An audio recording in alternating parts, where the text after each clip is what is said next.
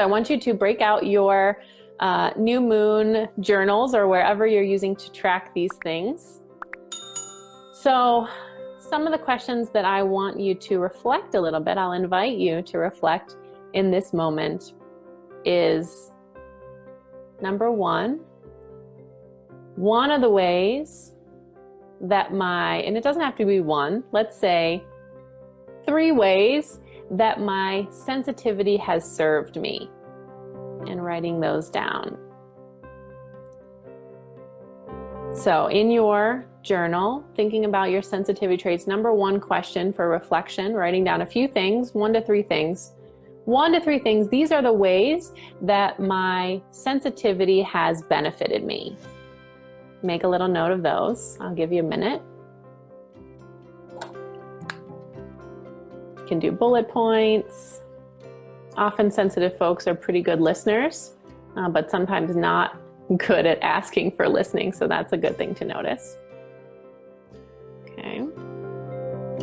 And then number 2, these are 1 to 3 things that I know I don't do well with. For example, I'll tell you a story. We were just on vacation. I was on vacation with my partner, my parents, in Hilton Head. And we were cooking dinner, kind of standing around. It was in the condo where they were, had like a kitchen, and it sort of opened into the dining room, and off to the side was the living room.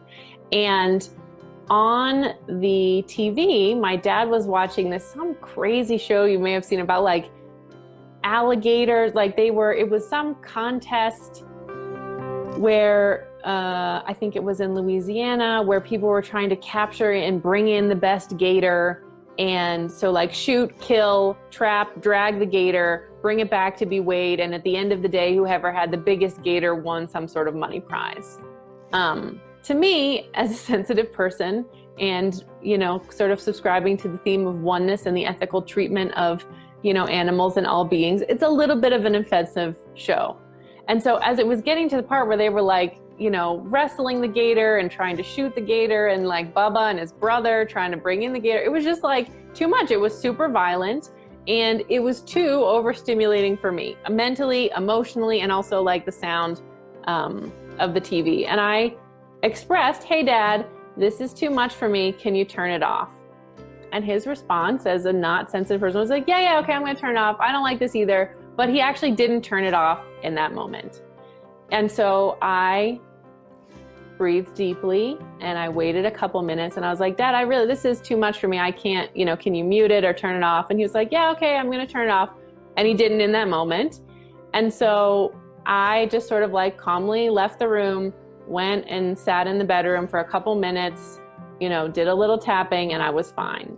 And for me, the winning moment was that I can see that as a child, even though it's well-meaning and to him it's not a big deal, I see that to other people, and in that moment, other people sometimes can't understand really the truth. So I can up my game in terms of trying to communicate to the best of my ability, giving it a second try to communicate in a positive way, and then just using my own skills now as an adult to take care of myself in the way that I need to. And everything was fine. I didn't really feel upset afterwards. I think I felt a little bit of sadness and just kind of seeing that pattern and the dynamic. And then that's a difficult place for me to feel really deeply heard in that particular situation. And in the scheme of things, it wasn't something that at this point in my life hit me as deeply as it probably would in other times. So number 2, ways or times, things that I think that are sort of off your list or really challenging things for you in a sensitive way. And number 3, I want you to give yourself a rating, 0 to 10, 10 being 100% most super skillful. I want you to give yourself a rating on how good am I at really communicating my needs around my tolerance for things. 10 is like, yes, I'm very clear. If an independent council of observers were to give me a rating, they would say, yes, that was clear and understandable. Or if you're more on this scale, which I sometimes honestly will nail people on, where they're like, yeah, well, I told them, and I'll say, what were the actual words that you said? And usually people will say, well, I didn't exactly set it that way, but I sort of hinted. If you are using the word hint in terms of communication, you are definitely at a 5 or below. So I want you to honestly, with self-love, how good, answering this question, how skillful am I normally being? How clear am I being about my communication, about my needs? 0 to 10. Okay, beautiful ones. The time has come for you to set an intention for the following month, following moon cycle. Suggested question, you can make your own, but what is one thing that you would like to work and focus on in the next month? I would suggest that it would be something about your communication, because that can always be helpful, but you pick whatever is most important for you. So I want you to take a moment. This will be like number 4. What is one thing that I would like to work on in terms of my communication or sensitivity or something else that is up for you? And then really giving that some clarity, some detail in terms of what is it going to look like. So that might be something like, at the end of the month, I will have 3 examples where I pushed my comfort zone in restating my need when it doesn't get met the first time. So real clarity, so that that independent council of observers, the little angels on your shoulder, could be like, yep, she wasn't going to say it and she was frustrated because they didn't get it the first time, so she asked them again. So writing that down, what is something that you're going to work on this month in terms of supporting yourself? And then we'll do a little closing all together. Good, just take another moment. And as you're finishing writing or coming back to this time and place, really bringing your awareness back into the body, building mindfulness. What that means is starting to have a sensation of connecting with all the different parts of your physical body while also being here and taking in this visual stimulus. So how that feels in my body is, as I'm coming back, I get excited and I'm talking and these ideas are coming through. And as I start to get more grounded, I start to be able to have an awareness as if I'm sort of feeling and in touch with the inner part of my left knee and my right leg and in my body while I'm still able to talk with you. So this is a big part. This is one part of what we do in healing the subtle body, is building our mindfulness and awareness to be able to take in stimulus while still being grounded in the body. And that is the key. One of the new things that I've is almost just released is a new audio course that I've developed called 30 Days to a More Grounded You. So if you're interested in this subtle body healing, message me, or you can put it in the comments under this video, but do it tonight so I see it, because I don't always go back and read them over and over again. But I do pay attention to the comments, or you can message me on Facebook. And I'll send you the link to that before it's out.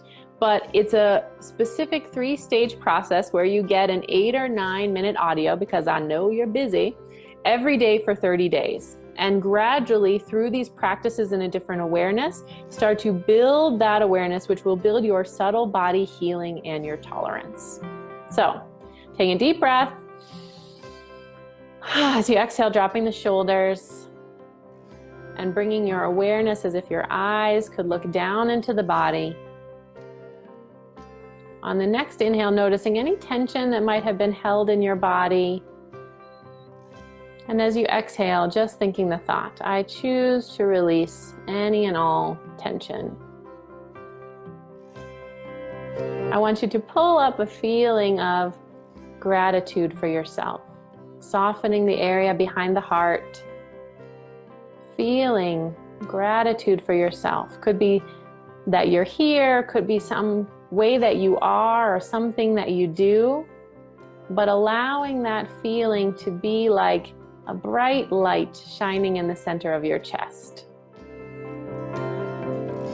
And as you scan back in your mind over these past 30 minutes that we've spent together, I want you to think about, pull up, what is the thing that has stood out and sparkled for you the most? What is the one thing that you are taking away from this time? Could be a realization, could be a thought, could be an intention. Pulling that up, the one thing that stands out and sparkles for you that you're taking away from you, taking away from this time. And now if you've had your eyes closed, I want you to practice noticing what it's like to be aware and more grounded in the body at the same time as you just open your eyes a little bit, like just a crack. So you're looking a little bit, but you're still aware as if you're really focused on the inside. Part of what we build in these small snippets of training and healing is building of our mindfulness and tolerance. The ability to be connected on the inside while still taking in information. And then on the next breath, opening your eyes, coming back. I want to give you a parting tip for us sensitive folks, is that sometimes something will happen in the moment where we get thrown off or something happens and it's offensive. One of the things that can be most helpful is to actually just do a little like timeout, do something with your hands in front of you.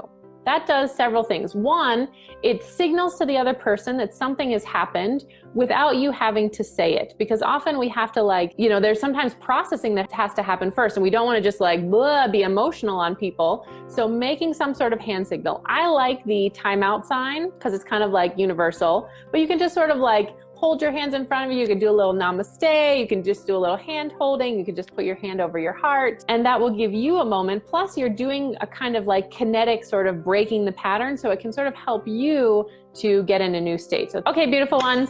Thank you for being here in this time and place. We are complete, and I'm sending you so much love. Mwah!